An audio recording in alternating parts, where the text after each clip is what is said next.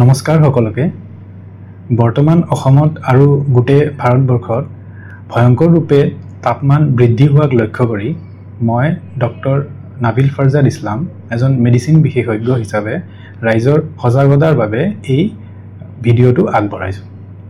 মানুহৰ শৰীৰৰ গৰম সহ্য কৰাৰ এটা ক্ষমতা থাকে, কিন্তু যেতিয়া তাপমান অত্যাধিক গৰম হৈ পৰে আমাৰ সেই ইণ্টাৰনেল কুলিং ছিষ্টেমটো কাম নকৰা হৈ যায়। ইয়াৰ ফলত মানুহৰ বহুতো বেমাৰ হ'ব পাৰে, যাক ইংৰাজীত হিট ৰিলেটেড ইলনেছ বুলি কোৱা হয়। হিট ৰিলেটেড ইলনেছসমূহ আমি মুঠতে 3টা ভাগত ভগাব পাৰোঁ। প্ৰথমটো হ'ল হিট ক্ৰেম্পছ। হিট ক্ৰেম্পছ হ'ল শৰীৰে দিয়া প্ৰথম সকিয়নি।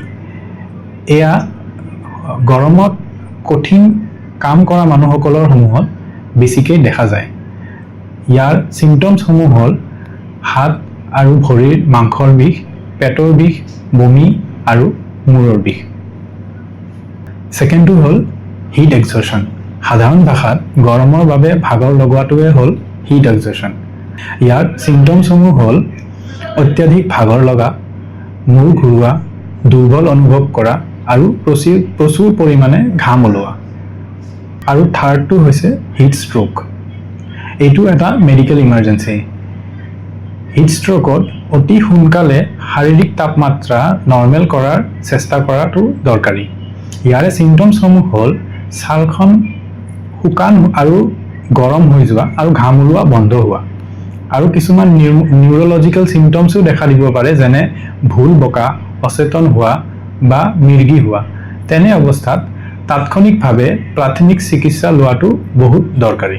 হিট ক্ৰেম্পছ আৰু হিট এক্সজৰ্শ্যন নহ'বৰ বাবে বা হ'লেও আপোনালোকে কিছু ব্যৱস্থা গ্ৰহণ কৰিব পাৰে, যেনে ফেন বা গছৰ তলত বহি নিজৰ শৰীৰৰ তাপমাত্ৰা কমাব পাৰে, ঠাণ্ডা পানী, ORS পানী বা নেমু পানী খাব পাৰে, বা গামোচা এখন ঠাণ্ডা পানীত তিয়াই লৈ ডিঙিত বা কাষৰীৰ তলত ৰাখি নিজৰ শৰীৰৰ তাপমাত্ৰা কমাব পাৰে। যিহেতু হিট ষ্ট্ৰোক এটা মেডিকেল ইমাৰ্জেঞ্চি, গতিকে হিট ষ্ট্ৰোক হোৱা লক্ষণসমূহ দেখিলে আপোনালোকে লগে লগ প্ৰাথমিক চিকিৎসালয় বা ক্লিনিকলৈ লৈ যোৱাটো দৰকাৰী। কিন্তু লৈ যোৱা সময়ত আপোনালোকে ৰোগীজনৰ কিছু সহায় কৰিব পাৰে, যেনে ৰোগীজনৰ মূৰত ঠাণ্ডা পানী ঢালি দিব পাৰে বা কাপোৰত বৰফ বা আইচ পেক মেৰুৱাই তেওঁৰ শৰীৰৰ তাপমাত্ৰা কমাব পাৰে। তাৰোপৰি গৰম যিভাৱে বাঢ়ি আছে, মোৰ ফালৰ পৰা সকলোকে এইটোৱে এডভাইচ যে সকলোৱে পানী যিমান পাৰে সিমান খাওক। বাহিৰলৈ ওলালে কেপ বা ছাতি লৈ ওলাব। আজিৰ বাবে ইমানেই। ধন্যবাদ।